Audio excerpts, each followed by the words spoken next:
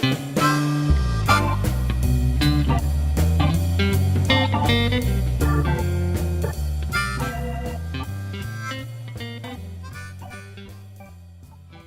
friends, and welcome to another Super Bowl-less episode. More sickly episode in a lot of ways. We're pretty sick in general, the two of us. Just sick and tired.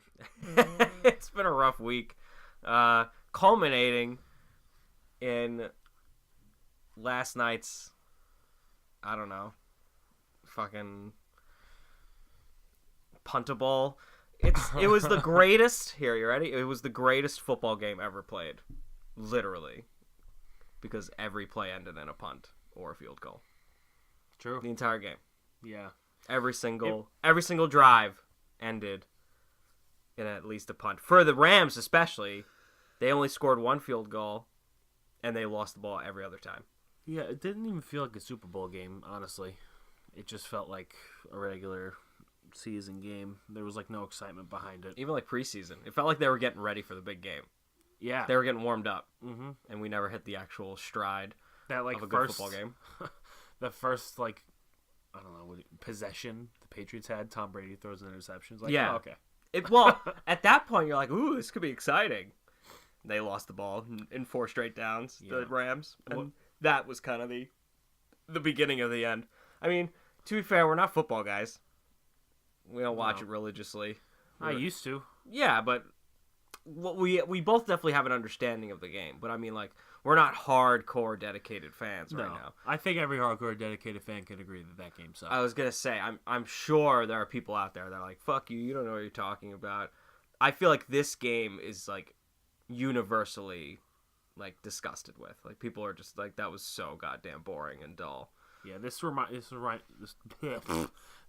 me a lot of the Broncos Seahawks game. Yeah, but that was a higher scoring game. Yeah, I'm pretty sure. I don't know if you felt that way, but I thought that was a very boring game also.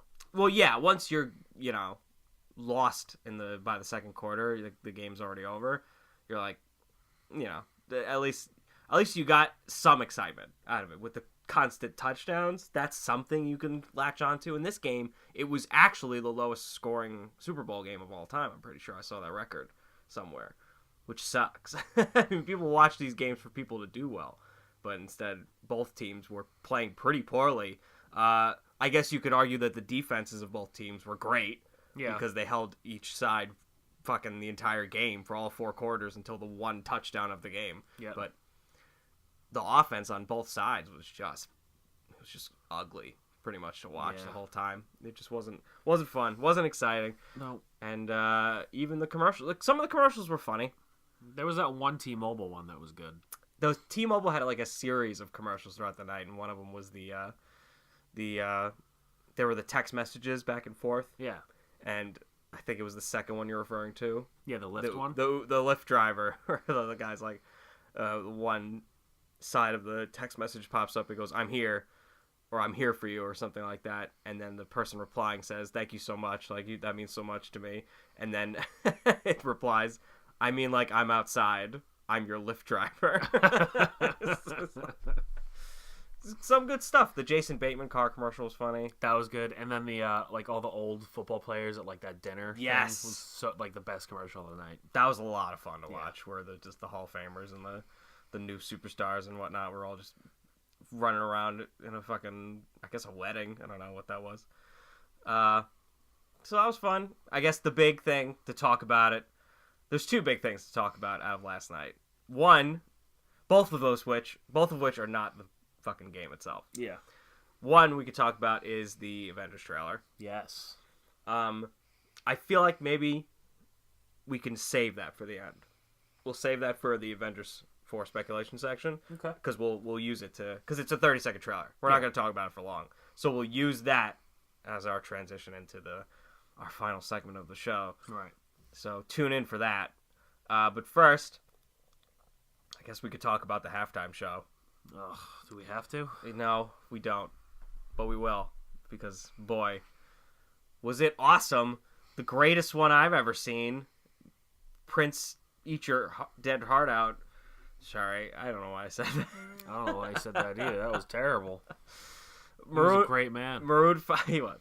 And I said it last night. I was like, just get Prince back every year. Yeah. I don't care how. Just play his music every year at the Super Bowl because he was the best one. Even if you just put like a light show to it, Yeah. that'd be better than like. We're doing holograms now, Yeah. right? Right. It should be a thing. Anyways. Adam Levine sucks live. Sorry to break it to everybody that loves him with his shirt off, but he's fucking terrible. The first thing that came out of my mouth, and this is not necessarily a good sign, the first thing I said was, well, at least he's actually singing. Yeah. Yeah. Props for that. Yeah, it wasn't it definitely wasn't lip syncing. No, unfortunately, it wasn't lip syncing. It sounded nothing like what the songs on the albums actually sound like. Whew, it was bad. He was off key pretty much the whole time, and it was just like just a boring halftime show. Yeah. The crowd, are they all like paid off people, or are they I actual don't know. members of the crowd? Because they're always so excited, and Yeah. I feel like you had to know. Somebody in that little crowd had to know this was not that great.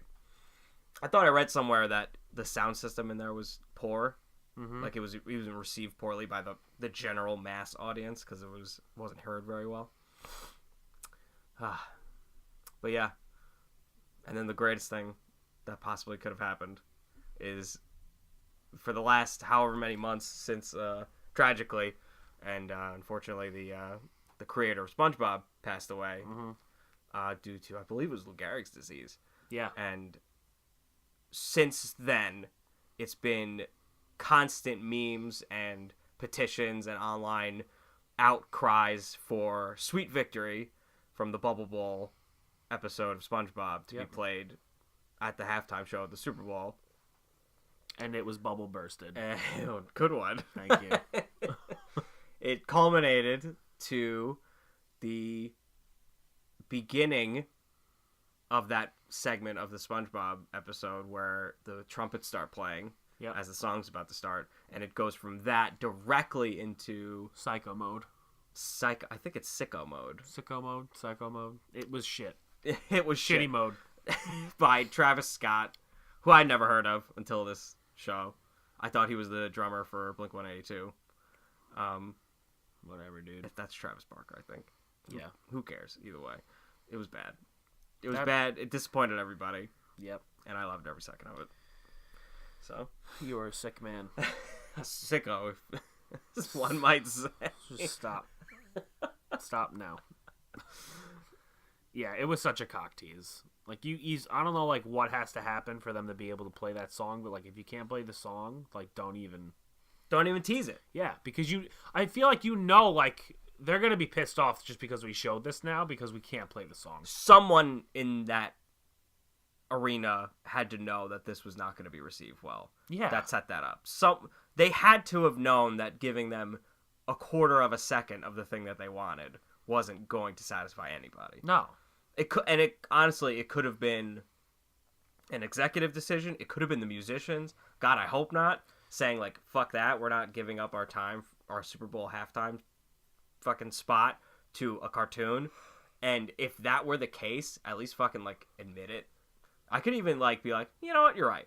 Because then you put it on the executives to say, why would they even... They were just trying to get the cheap reaction out of the crowd.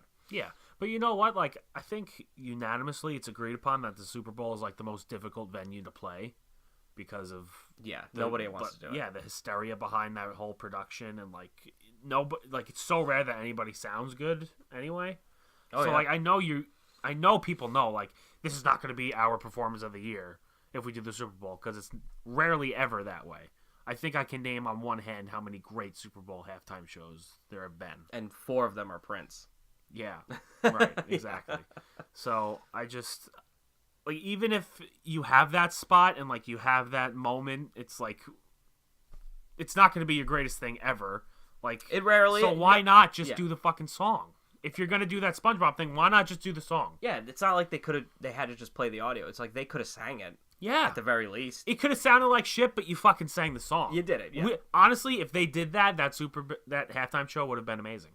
It would have. Well, and that's what everyone was kind of looking forward to. So to not give them it at all would have been one thing.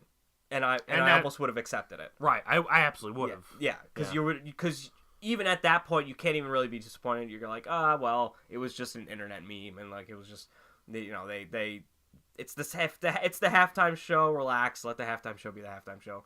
But to cock tease it, be like, hey, we see you guys in the internet being really loud and obnoxious and asking for these things. Here's a little taste, but fuck you. Yeah. It was in poor taste, basically. It was all in poor taste. Mm-hmm.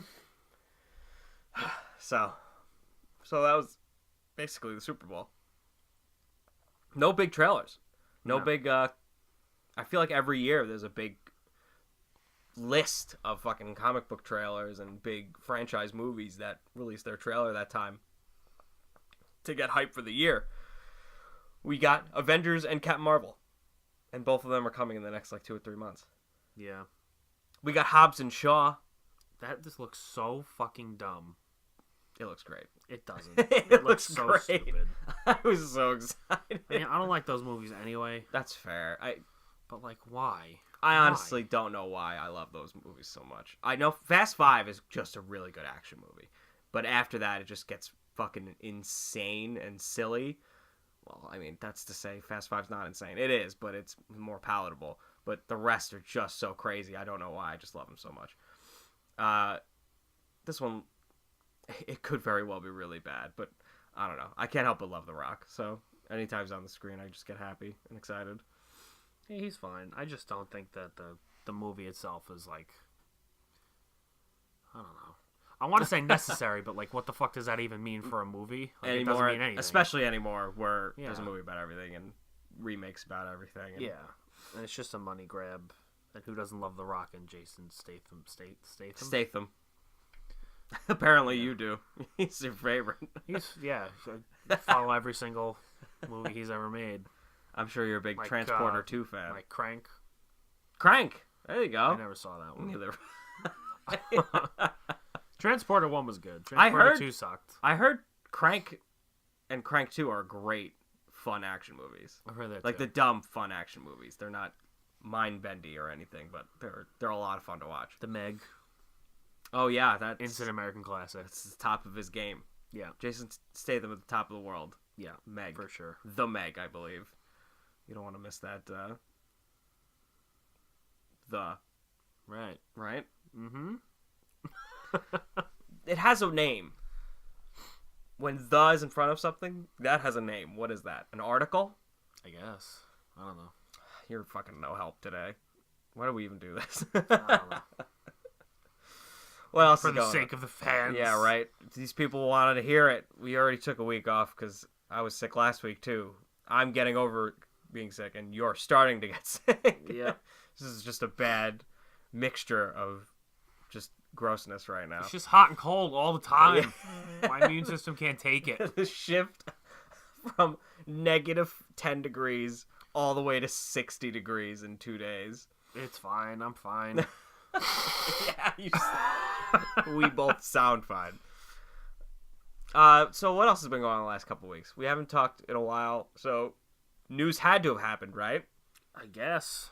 Well, it did. Oh my god. And you're wearing the perfect shirt right now. My Batman shirt? Tell me why. Well, sad news, everybody. Oh, Everyone's favorite Batman is no longer Batman. George Clooney. That's right. Shit. Kevin Conroy has stepped... No, I'm just kidding. He's still Batman. Ben Affleck has now been confirmed. He's officially not a part of the new Batman movie, so he's no longer the Batman. See, I said this to you before we started talking here, that I thought that Ben Affleck had already like stepped down from that, and like that was already like a known fact. It's really funny to say because I'm sure so many people feel the same way because of the story that's happened over the past couple of years since Batman v Superman going into Justice League. It was always like, he's done. He's not coming back for this. And then he did Justice League, and he looked like he was sleeping through that movie. Because he did. Yeah. He was bad. He was the worst part about that whole movie, which is horrendous because he was the best part of Batman v Superman. Yeah. His parts of Batman v Superman were the best parts of Batman v Superman, and then he was the worst part of Justice League. Like, why make the darkest, most intense character the comedy relief? Why do that? Well, that's like a Joss Whedon thing. There was no way there was comedy relief in the Zack Snyder version. No, but that was more true to his character, which I respected. But why take that character? Like, Batman's not funny, ever. He's never, ever been funny. Yeah, his humor is in his lack of him being funny. Yeah. Like, he'll make a bad joke or something, and somebody will be like, did you just try to make a joke? It's the comedy relief is in someone else reacting to him, basically. Yeah, or he's like a smartass. Yeah. Which is fine. Which even still doesn't happen very often. No. Christian Bale had like 2 or 3 one-liners throughout the Nolan movies. Yeah. But like to like make him that character is what I'm saying. Like 1 or 2 lines is like, okay, who doesn't have a quick joke every now and then? But to make him like consistently be like, haha, Batman's funny. No. Fuck you. Well, it was the whole you and Joss Whedon would have gotten along really well. It was that whole movie. Everyone was the comedy relief. And so stupid. Well, I guess all that is to say, I'm sure you're pretty beat up about this. I actually don't like the fact that he's not going to be Batman because I thought he was great. I am pretty upset as well. I'll be honest with you. I was looking forward to the solo Batman movie with Ben Affleck. I think, and he was going to direct it at first too, right? He stepped down from that because that was the beginning. That was the beginning when he wanted to he really wanted to make a Batman movie, and he just couldn't agree with the studio on what they couldn't find a mutual agreement on what the story should have been, and so they just like, fuck it, we'll get somebody else. I think the studios always fuck it up. Yeah, I mean, if you're Warner Brothers, yeah, that's for sure. Like Marvel, it's because of the studio system that it works so well, but for some reason Warner Brothers can't figure it out. Well, I think because Marvel Studios is like right, that's what I mean. That studio, Warner Brothers is like, let's make a movie and milk everything we possibly can to make money off of this. Or it's not like Marvel, where it's like, let's take the source material that we have and work with that. It's gonna be Marvel, but not Marvel. It's like, they sat down, they watched the Avengers. They're like, how can we do that? What do we do to get there? And they're like, well, we got to put Batman, Superman, and Wonder Woman all in the same movie before anything else happens, because the people want to see that. You know what really pissed me off about that, though, is that they had Batman and Superman movies, and then, well, no, they didn't. They didn't have a Batman movie. That was the Batman movie. But my point is, like, it was Batman v Superman, so he was in the title, and then they were like, oh, yeah, by the way, Wonder Woman's here. Dawn of Justice, yeah. Like, what the fuck? Dawn of Justice. It was them just continually going back to the well to, again, like you just said, milk. Just milk the money out as much as it would have made so much more sense if you gave Wonder Woman her movie first. It would have been actually really awesome in the theater, watching her movie first, seeing where she came from, and then in that Batman v Superman experience, having her jump in that moment. Right. That would have been really cool. But no, I guess not. No, yeah, let's just fuck that one right up. Well, we were talking about Batman, though. Yeah. So now it's Matt Reeves who's directing and writing the movie. Has he done anything significant? Rise of the Planet of the Apes. My God. He did the Planet of the Apes, which was really good. It was amazing. I love Rise of the Planet of the Apes. He probably did something else, but that's the big one I remember. Did he do the third one, too? He might have done the third one, which is also really good. I don't know if you've seen the last one, or all three in general. I think I saw Rise, Dawn, and War? Yeah, War for the Planet of the Apes. I think I did. So good. I really liked all those movies. Matt Reeves definitely did. I keep hitting the table. Matt Reeves definitely did the first one, Rise, which I really and you really like. Yeah. So he's writing and directing it. So now it's just the fucking scramble. Mm-hmm. Who's gonna be Batman? I'm seeing lots for John Hamm. I'm seeing. He would do a good job. I would really like John Hamm as Batman. What age is this Batman gonna be? They haven't talked about really the story at all, other than two things. One, is Deathstroke still going to be in it? I don't know. I did see that he was like that. They did like test footage. Right? No, I think that was they did, but I think that was the Ben Affleck version. I think that was when he was still directing it. So that's probably such a shame because he could have written such a great story being a Batman fan already. Yeah, I mean we don't know if Matt Reeves is a Batman fan, but the Ben Affleck has stated over many, many years now that he's always wanted to be Batman. He's always been a Batman fan, and he knew that was the role he wanted to play. So yeah, he definitely had something up his sleeve for that movie, and I was excited about it. But his version and now the Matt Reeves version had also this in common, though. This was always going to happen. They're saying, at least, this is going to be the most true to the detective part of Batman. This movie is going to be more of a detective movie, where it's going to be a mystery solved as opposed to, beating the shit out of everybody. I like that. I like it too. We haven't seen that yet. Really, no. We really haven't. It's if you look at the Dark Knight movies, he's not really solving anything. He's just kind of going along with the whole thing. He already knows who the bad guy is most of the time. Yeah. He's just kind of chasing them throughout the whole movie. So let me ask you a question. Who do you think would be a good villain for that type of storyline? I think you either go Penguin, like a crime syndicate type situation, more akin to like the beginning of Dark Knight with the mob bosses, like maybe putting out the hit on Batman. Maybe you can do that type of story. Or Riddler. Riddler would be a really I would good love one. a true to the character Riddler, not the Jim Carrey Riddler, but like an Arkham Riddler from the Arkham games, where he's not. You don't see him at all. He's just set these things up for you and for Batman, and he has to solve them. That's like for me. That would be a very good detective type story where he has to solve all these riddles. It's right in the fucking name, and then you get to the Riddler. Would you? Because I know you've read the story as well. Would you like a Calendar Man? I wouldn't mind a Calendar Man. The Long Halloween was great. Yeah, that's Calendar Man, right? I think so. I'm pretty sure it was Calendar Man, but years ago I read that. Long Halloween is an awesome fucking comic. So I think Riddler's a really good one. I'd like if Calendar Man were to be in it, I think he should be part of it. I don't think he should be the main villain. Okay. I think if you're gonna do like a detective type of Batman storyline, I would like to see Ra's al Ghul maybe in that kind of movie.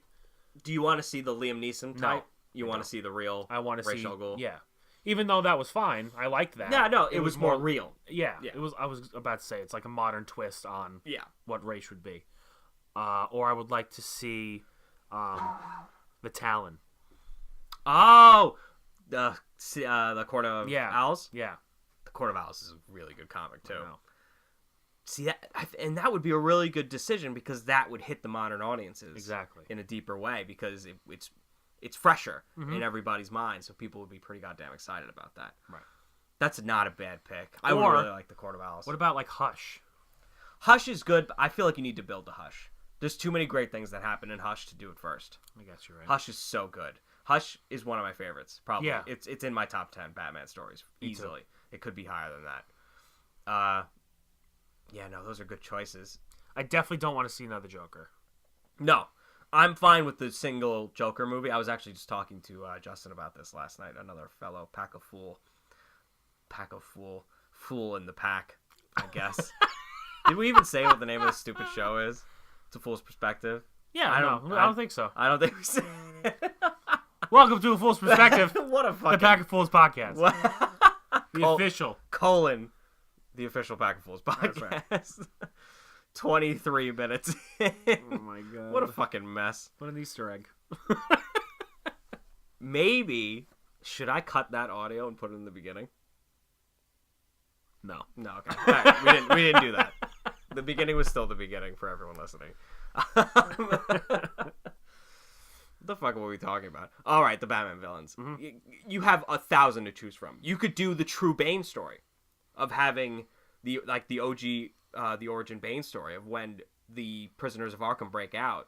And maybe in the movie, the prisoners of Arkham break out and Batman spends the first half of the movie fighting and putting those criminals back and him figuring out what's going on. And then halfway through, you get the halfway point of Bane coming in and breaking Batman. Yeah. And then you can build it to the end again with the, like, similar to Dark Knight Rises, right, but with a better build-up and a better payoff.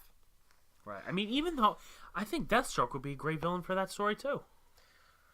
I think it'd be like a bunch of hits and he's trying to figure out where they're coming from, who's doing it. Yeah, that makes sense, but then you fall back into it's going to turn into a fist fight, as it usually does. Well, it has to. It's an action movie. Don't know that. You don't know exactly. That's what I mean. It's a Batman movie. Of course it's going to end There's going to be fighting in it, but you don't know if it's going to be the martial artist versus martial artist type fist fight. It could end like that, but I'm okay with it just being a detective story. You know, not having to worry about an action sequence. We had that with Ra's al Ghul and Batman already. That martial art fight type of conflict. Because most of the time, I feel like Batman's just kind of like brawling everybody. It's not like a master hand-to-hand combat. What are you talking about? Well, you said it wouldn't end in like a martial arts style fight. And I don't know if we've really had that true to form with Batman facing another competent martial artist. Not yet. And we were close with the Ben Affleck version because of the Arkham style warehouse scene in Batman v Superman. That was the most true Batman fight against henchmen ever. That was the best Batman live action sequence. Yeah. Action sequence. Yeah. In a movie. That's true. So far, because Zack Snyder's an action director. He's not a good writer or very good filmmaker in general, but I don't want to be an asshole. He's a good filmmaker. He knows how to put a shot together. Really pretty shots. Yeah. But sometimes the concepts just don't make sense at all. But we had the closest to form of what the action Batman is. So if we get the best version of the detective Batman, we could have had best of both worlds if Ben Affleck was still Batman, but I guess we'll have to see what we get. Yeah, and I think Jon Hamm could really pull that kind of story off. I think he's a really great actor. I think so too, but it's possible. I wouldn't blame them if they went with a no name. You might even want to go that route. Maybe. For the sake of not worrying about star power taking over the movie. Mm-hmm. Just kind of like focusing on making a Batman movie as opposed to focusing on worrying about getting someone that will kind of take you out of it. Because it's hard to see Jon Hamm as Bruce Wayne. I don't know. I can totally see that. Yeah, I see Jon Hamm. I don't know why. He's just got that kind of face. I think I see him more as Bruce Wayne than Batman initially. I think he's got that Bruce Wayne look. Yeah, maybe. Like that rich white guy that cleans up well and has a could charisma, be like a Playgirl. Yeah, exactly. He could totally pull that off. If it's an older Batman, I really want Josh Brolin, but I know it won't happen. Yeah, at this point, it's impossible. You can't ask for that now because he's got the look, and if you put a cowl on his face, it's like he's got that really awesome square jaw. Yeah, the angels would sing if he wore the cape and cowl. Even like it's been said before, but if George Clooney came back older, he would have the face for it as well, and the body type. He would be broad, and because that's for the Dark Knight Returns, which is the biggest tragedy out of Batman v Superman, is the shitting on the source material of the Dark Knight Returns, which is the easiest and greatest story to ever pull from, and you just fucking shit all over it. You were supposed to do it with, it's the last thing you do. Dark Knight Returns is the last thing you do. You build a universe, you have this character. It should have been the Logan. Mm-hmm. Like what Logan was for Hugh Jackman's Wolverine. Yeah. Over the course of fucking 20-year career as that character, and you finish him off the right way. You do that finale that he deserves, and because that's what made that story so great was all the history behind those two characters. Exactly. And like their conflicting ideology, and you just throw that together in this world that like is not tolerant of what Batman has stood for the whole time. Even if X-Men and then X2, the two best X-Men movies, came out, and then right after X2 they did Logan, it still wouldn't have the same effect. No, it wouldn't. Because you had to have all the ups and downs of fucking X-Men Origins with the shitty Wolverine movies, and the shitty first Apocalypse and all that garbage that came out beforehand. And X-Men 3. You need the history behind those kinds of stories to make that movie work. Everything that came together for Logan was just perfect. Yeah. That's what you needed. It's too late now. They've already tried it, and they've already fucking screwed it up. And the death of Superman. That's another one you could have built to and could have been great for the DC Universe. That was possibly the dumbest part of that whole movie. We can argue about a lot of different parts of that movie, but the dumbest part is like you kill the main fucking guy from the Justice League before the Justice League. Like, and then you're like, oh yeah, and then the Justice League's gonna happen without Superman? No, like when would that ever fucking work? And then, like, you kill him and at the end of the movie, like, the dirt rises from his grave. To tell like, you, hey. he's alive. Yeah. Just fucking kidding. This all meant nothing. Like, what? Why would you do that? It didn't make any sense. It still doesn't make any sense. And you explaining it like that is just hilarious. Because it's still just as dumb today as it was 3 years ago when it came out. And you took 2.5 hours to show me nothing. Yeah. And then you released like a 3.5 hour version. And it was like a little bit more than nothing. Of 3 hours of nothing, but that half hour really came through. It actually made nothing make more sense. That's all it did. That's so true. You can't dress up a piece of shit. No, you can't. Because it's still a piece of shit. It's just polished. It's just a polished extra scene or two, extra explanation or two piece of shit. I want to know what Snyder was thinking after that came out, and people were like, all right, well, it makes more sense. He's like, all right, fine. It's a masterpiece. At least I got that. Yeah, that's kind of probably how he felt after Watchmen, making that, and people were like, well, what about this? And then he released the extended edition with all that extra bullshit that wasn't in the original version, and made the movie 4 fucking hours long, and people were like, all right. I liked Watchmen though. The original version of Watchmen, the theatrical version, yeah, it's a fine movie. It's perfectly fine. It's one of the better comic book movies because there's a lot of trash out there. True. But I wouldn't put it in the top tier. No, I wouldn't. But I liked it. Yeah. At least I liked it. Yeah. I hated Batman v Superman. That's a miserable experience. Yeah, oh yeah. Sitting through that movie bad. is a miserable experience. Just go on YouTube and watch the best fight scenes of the movie, and the best fight scene, the one. Yeah. It's only the one. Because even Batman fighting Superman is dumb. Mediocre. It's mediocre at best. The best part is when... This is an interesting conversation. What are the best parts of Batman v Superman? The best part of that fight the two of them had is when Batman is punching Superman and he's slowly getting his strength back. Yeah. And he's hitting a hard fucking steel plate at that point by the end of it. Mm-hmm. That's my favorite part of that fight. Yeah. Just that 3-second moment. My favorite part of that fight is actually the meme that came from that fight. Which is? Why did you say that name? Oh, the end. Of course. Yeah. You thought it was a good twist. No. That they had I the thought same it was name parents. hilariously stupid. No, I figured. And that was the best part because it was such a joke already, and then you actually put a joke in there. I can almost remember vividly, because we saw this together, like just leaning over and looking at you with that like what? That what's the character in The Office? Oh, Jim Halpert? Yeah, just like that Jim Halpert face looking into the camera. Like that white guy face you make when you see a person walking in the hall of a job. Like, hey. Like, we just kind of looked at each other like, this is awkward. Yep, this is happening.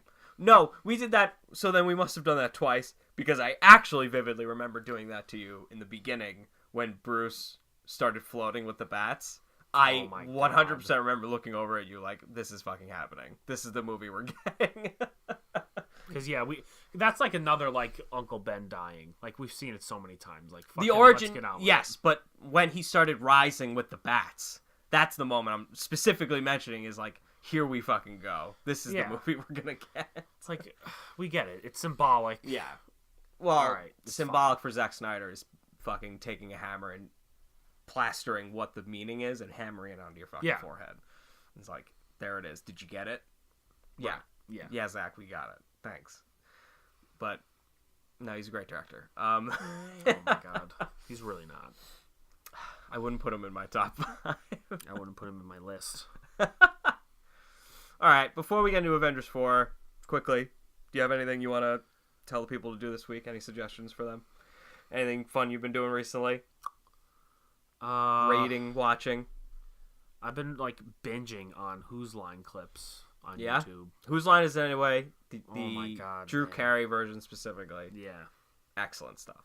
Just their chemistry with Drew Carey, I think, was so much more enjoyable than their chemistry with this. I don't even remember her name because I've watched so little of the new episodes. Yeah, I've seen it. I don't find them to have the same charm. I lived off that show. Yeah, so did I. 10 and 10:30 p.m. every single night for a very fucking long time on ABC Family. Yep.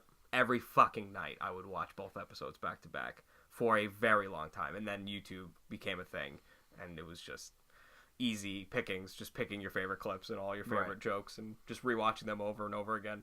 I'm partial to the outtakes. Oh yeah. There's like 3 40-minute YouTube videos you can find. All 3 of them just 40 minutes of outtakes. Just all the stuff that didn't make it to air, and a lot of it is funnier than some of the actual episodes Yeah. they're just genuinely some of the funniest people alive. Yep. And that's like their prime. So that's a good suggestion. Whose Line Is It Anyway is a great suggestion for everybody. Oh my god. You should all watch it. And you know what? I can watch the same clip 5 times and I'll laugh just as hard because it was that funny. That Right. show was that good. Like the Richard Simmons skit moment of Whose Line Is It Anyway could possibly be one of the funniest moments of television. Oh, easily, yeah. I would put that up against a lot of things. That and the Robin Williams episode were Oh, yes. so funny. Oh my god. Talk about a perfect fit for that show too. Yeah. Robin Williams was absolutely perfect. Yeah. All right. Good pick. What about you? You have anything that you've been watching? Well, they're not exactly happy picks, but I would suggest them for the sake of, I guess, shock value and just general important American knowledge. Things you should just know as an American, part of our history, as modern history as Americans at this point. The Ted Bundy conversations, the Ted Bundy tapes on Netflix. Both of them, my suggestions, are off of Netflix. They're both crime shows. It's a 4-episode series, and it's just really well done. I mean, we've all pretty much heard the Ted Bundy story for a long time now, but watching it from that perspective and listening to him specifically talk about all that shit is nutty. And some of the shit that transpires over the course of those 4 episodes is just really, really crazy. It's a really crazy, true story. Now, is this the one with Zac Efron that people are like No. controversially? That's a trailer for a movie that's coming out Okay. this year. That's coming soon. It's going to happen. It's going to be an actual film. And no, this is an actual documentary series, a docuseries, 4 episodes, and it's just all real footage and real tapes of him talking. The uproar you're talking about is how he's so good looking, and how people keep talking about it. I don't understand that. Like, he was a good-looking guy. Yeah. Like, that was part of the thing. It's just the thing. It's just the way it is. Yeah. Like I can understand the perspective of don't make it a upbeat toned film. Yeah. Because he's a monster. Like, he is a true monster. He was a psychotic human being. If it were more, because the trailer makes it like it's like classic rock, upbeat, poppy music, and it makes him look like a charming. Wasn't that the music for the time? Yes, however, the banter in the film, it just makes it seem like it's like, I saw one reviewer say it seemed like a heist film. And I'm like, oh, that's not really the tone you want. I feel like have it start off, maybe like the first 30 seconds of the trailer is the classic rock poppy music, because it's him partying with girls and talking to women and all that stuff. And then you cut to the last minute or so of the trailer and you have it go straight horror, because that's what this story is. It's a fucking horror. Yeah. He's a horrible, horrible human being. So I highly suggest the conversations on Netflix, those 4 episodes. And Abducted in Plain Sight. I don't know if I want to suggest this, but I feel like other people should feel as horrible as I did after watching this. I don't feel good being one of the only people that I know that have seen this thing, because it's terrible. Like, just, What's it about? I can't even describe it. A girl gets abducted by this guy that the family of the girl was really close with. Okay. Like a typical thing. Okay. They find her generally quickly the first time, and the charges are basically dropped for a specific reason, and it just keeps happening. Like, she just keeps getting kidnapped by this guy. However, eventually, pretty much right off the bat, actually, she kind of wants to be with him as well. And it's disgusting. The whole movie is disgusting. Mind you, this girl was 12 when this shit was happening, and he was like a 30-year-old man. So, it's gross. It's a horrifying story. What what I just described is not even remotely a spoiler because so much crazy shit happens in the story that I can't even describe it. It's really, really insane. So, if you want to feel disgusting, if you want to feel like you hate humanity and life in general, go watch that documentary. It'll make you feel good. And I think that's about that. But yeah. Speaking of horror stuff, you know what I did watch on YouTube again? It was a lot. I've seen a lot of clips of Hannibal. Hannibal the show? Yeah. You should watch the show, dude. I kind of want to. It's a great show. Have you seen it? I have seen it. That scene with Ray Liotta and like the brain thing. Did you see that? Oh my god, is that a later episode that I haven't seen yet?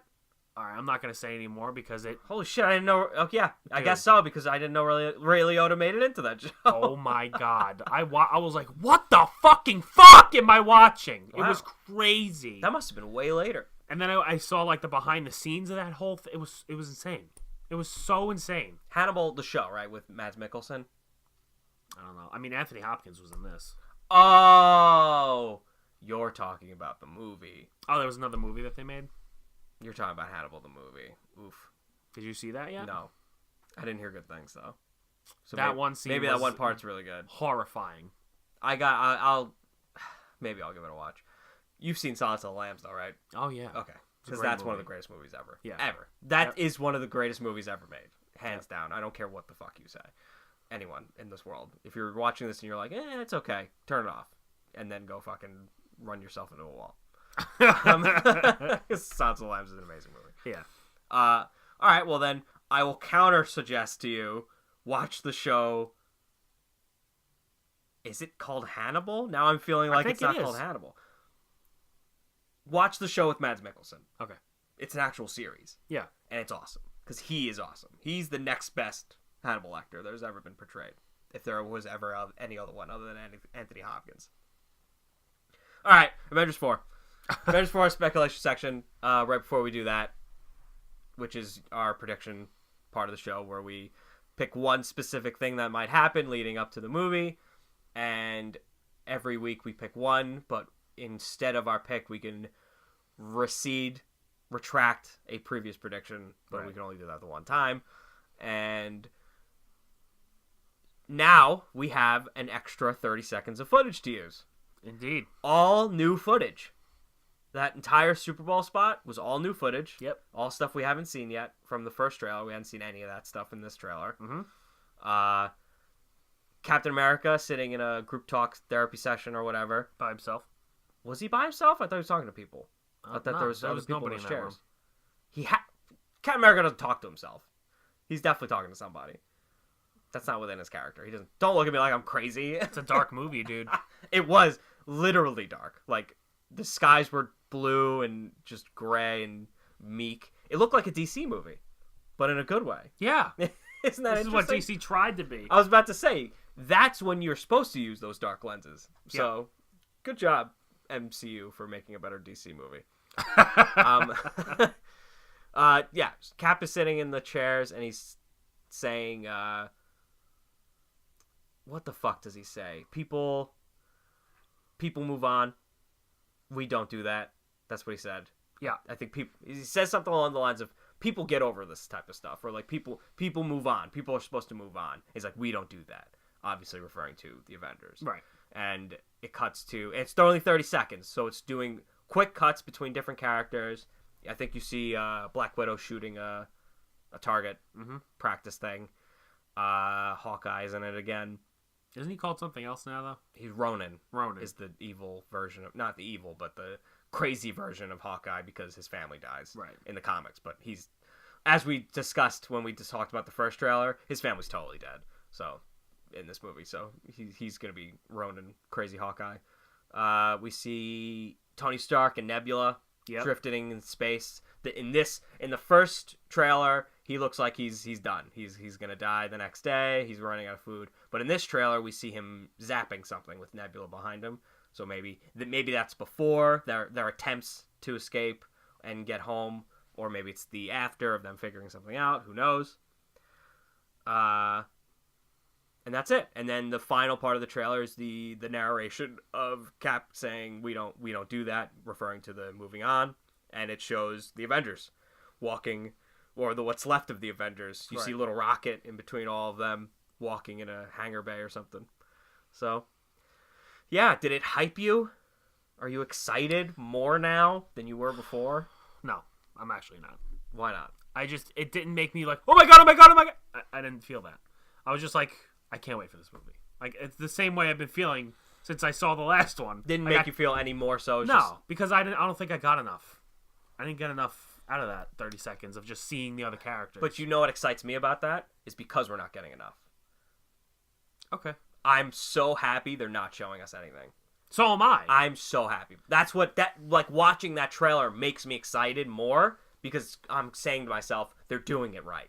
Yeah. We're not going to get anything that spoils anything about this movie. Nothing. We're not going to know anything about this movie until it comes out, because I feel like, and they talked about this, it was speculated, and I feel like it's pretty much confirmed. They're not releasing any marketing that involves anything more than the first 10 minutes of the movie. Okay. So the trailer you saw in the beginning, we saw in the beginning, the first 2-minute trailer, and then this trailer, supposedly are all from the first 10 minutes. So I think there's going to be one thing that I'm going to see, I'm assuming they're going to do another trailer, right, before the movie comes out. I imagine there will be definitely I'm thinking in the next trailer there's going to be something I'm going to see that's going to really get me hyped up. You think this... Well, are we moving into our predictions? Is this your prediction for the week? No. Okay. No. I don't know. Just seeing the characters themselves didn't excite me, because I know, what the basic premise of that is. It's like, everybody's gone and they're coping with that and trying to figure out what the fuck. You get it, yeah. You're watching it going, I get it, yeah. Exactly. I like that it's very dark. That's very different from any other Marvel movie we've had. Which I like. Again, literally, it's not literally a darker movie. Yeah, and it's not that cookie cutter Marvel anymore. It's something totally different now, which I love. That's what the Russos do, though. Yeah, all their movies have been amazing in all their own ways. Right. But yeah, if you're ready to go into predictions, I have mine. Yeah, no, I got nothing else about that trailer. Like you said, it's quick. Yeah, it's quick. There's really nothing else to it. I personally got more hyped because again, they're not showing anything. We're getting, and it kind of almost made me feel like my prediction of Thanos only appearing 3 times in this movie is getting more and more true, because I feel like he's just not going to have a lot to do with the main plot. Right. I feel like it's just going to be a mission to figure out how to reverse the events. Right. That's pretty much it. So I'm pretty happy about that. Oh, we saw the strap of the shield, Cap's shield. Yeah. He was strapping it in. That got me pretty hyped. That actually kind of went over my head. Yeah, you missed that part? That was one of those quick little things that stuck with me, because I was like, oh, we haven't seen that in a while. Because I forgot that he didn't have it in the last one. Oh. Really? Yeah. I saw it. I remember seeing when that you were on watching screen. the movie, you knew it was not there. Yeah, but when I saw the trailer, I'm like, oh, okay, he's got a shield. Yeah. But then you just said he strapped his shield. I'm like, holy shit, he didn't have it. Yeah. The entire totally forgot about it. He didn't have it the entire Infinity War. So yeah, no, that got me hyped. I'm excited. These MCU does it right. Yeah. As always. Oh well, most of the time. So. So yeah, Avengers 4 speculation section beginning now. What is your one single prediction for this movie? Rocket's gonna live. Rocket's gonna be alive by the end of it? Yeah. I mean, yeah. A Guardian series coming, so. I mean, there's been a bunch of Guardians. I guess that's true. I guess you're right. They just released in the comics a new Guardians of the Galaxy series. Oh, really? With a new team, yeah. Apparently it's being pretty well received, so. Cool. Yeah, that's good. I imagine Gamora will be back too. That's not my prediction, but I feel like she'll be in the next movie as well. Like in the Soul Stone again? No, she'll be alive again by the end of this movie. That sounds like a solid prediction to me. I don't want to predict that. You might be stuck with it. No. This is my thing. So you're retracting? No. Rob had the same issue last week. No. This is not how this works. Oh, man. So Zach's predicting that Gamora's going to be alive. God, fuck you. Fine. You know what? Yeah. So my one prediction this week, Gamora will be alive. Fuck. Stupid. Who cares? Fucking who cares? So yeah, Rocket will be alive. Gamora will be alive. Yep, that's what I said. That's my fucking prediction this week. She'll be alive. She's gonna punch Thanos in the dick. There you go. Wow. Prediction of the week. Bold. I'm sticking with it too. I'm not retracting that one. You're not gonna retract that Gamora's gonna punch him in the dick. In the dick. That's super specific. Yeah, like how Thanos is gonna munch on one of his handmade crops. Yeah.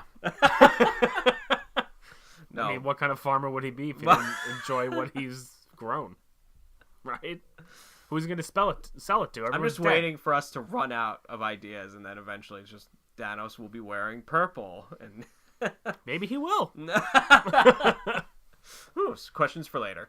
And next week. Right. On the Fool's Perspective that we totally named in the beginning of the episode. Because it's the official Pack Fools podcast. Fool's Perspective, the official Pack Fools podcast. I assume you're totally on board with that name now. That's fine. Yeah. Or you're just too sick to care right now. Sure. We'll see how you feel about it next week. Yeah. And with that said, I'm Zach. I'm Mike. Bye. Fuck you.